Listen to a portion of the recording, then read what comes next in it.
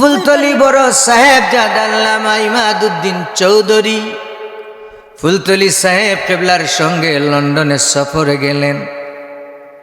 দেখেন আল্লাহর ওলিদের মানব সেবা তাদের অন্তরের মধ্যে কিভাবে বিচরণ করে।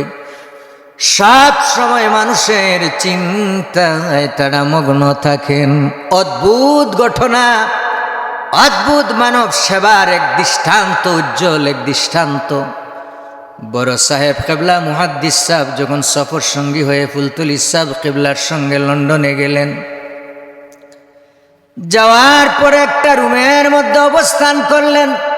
পাশার একটা রুমে আল্লামা বড় সাহেবজাদা ফুলতলি ইমাদউদ্দিন চৌধুরী তিনি একা একা বসে আছেন। কিছুক্ষণ পরে মুহাদ্দিস সাহেবের যখন নজরে আসলো যে বড় সাহেব কিবলা আমাদের পাশে নাই, পাশের রুমে তিনি গেলেন। যাইয়া তিনি মুস্কি হাসি দিয়ে বড় সাহেবকে বললেন, অথচ বড় সাহেব কিবলার চাইতে 12-13 বছরের বড় ছিলেন আল্লামা মুহাদ্দিস সাহেব হুজুর কিবলা। মুহাদ্দিস সাহেব কিবলা বললেন, বড় সাহেবকে উদ্দেশ্য করে বললেন, আপনি একা একা এখানে আল্লাহ পাকের নামের জিকির তাসবিহ করতেছেন, আল্লাহ পাকের জিকিরি করতেছেন আমাদেরকে রেখে। বড় সাহেবকে বললেন, আপনার ধারণা ঠিক নয়। মুস্কি হেসে দিয়ে বললেন, আপনার ধারণা ঠিক নয়। আমি ভীষণ একটা চিন্তার মধ্যে পড়ে গেলাম, ভীষণ একটা চিন্তায় টেনশনের মধ্যে আমি পড়ে গেলাম। বড় সাহেব যখন মুহাদ্দিস সাহেব হুজুর কিবলাকে বললেন, মিসকিন কত নাত এতিম ফকির মিসকিনরা না কেউ তারা হয়তো বা থাকতে পারে, কিন্তু লন্ডনে এসে কত মজাদার খাবার খাচ্ছি, এটা আমার পক্ষে সম্ভব হচ্ছে না। এর জন্য আমি বিরাট বিশাল একটা টেনশনের মধ্যে পড়ে গেলাম। এই চিন্তায় চিন্তায় আমি এখানে সময় অতিবাহিত করতেছি। এবার বড় সাহেব কিবলা ডাক দিয়ে বললেন মুহাদ্দিস সাহেব কিবলাকে, আপনি আমাকে একটু সহযোগিতা করেন, একটু হেল্প করেন। তিনি বললেন, কিভাবে কি সহযোগিতা করতে পারি বলেন। বড় সাহেব বললেন, আমার বাবাকে বলে আপনি আমাকে একটু রুখসত দিয়ে দেন, ছুটি দিয়ে দেন।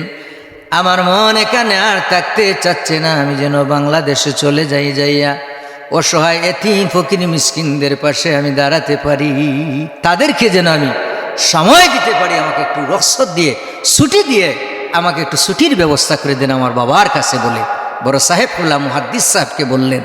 মুহাদ্দিস সাহেব মুস্কি হেসে হেসে বললেন, এই উকালতিকে আমি করতে পারবো? এটা তো আমার পক্ষে সম্ভব হবে না, এটা কেমন হয়ে যায় সাহেবকে এইভাবে আমি বলা।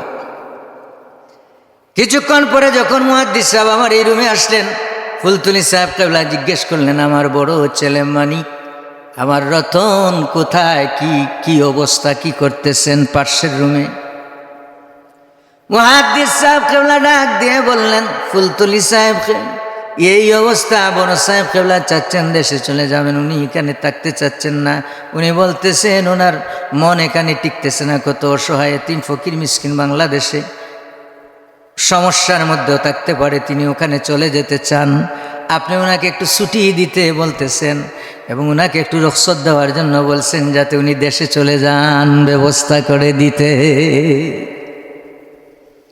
ফুলতলি সাহেব কিবলা বললেন, তাই নাকি? তাইলে ঠিক আছে, কিছুদিন উনি অবস্থান করতে বলেন, টাকা পয়সার কিছু ব্যবস্থা করে দিই দেশে যাইয়া, উনি যাতে তা খরচ করে মানুষের মধ্যে বিলিয়ে দিতে পারেন। এই অভ্যাসটা বড় সাহেব কিবলার ছোট্ট কাল থেকেই তিনি শুরু করেছিলেন। এখন অবধি, আজ অবধি প্রায় 80-র উপরে বয়স, মানব সেবায় উনার জীবনকে এইভাবেই ছোটবেলা থেকে আজও পর্যন্ত উৎসর্গ করে জীবনটাকে বিলিয়ে দিয়েছে।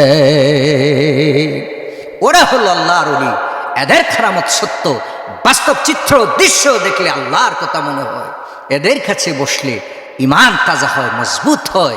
এর জন্য বড় সাহেব কিবলার কাছে যারা বসে সময় দেয়, ওনার কর্মকাণ্ড যারা দেখে, মুর্দা দিল তাদের জিন্দা হয়ে যায়, জীবিত হয়ে যায়, আল্লাহর কথা স্মরণ হয়, ইমান মজবুত হয় বলে।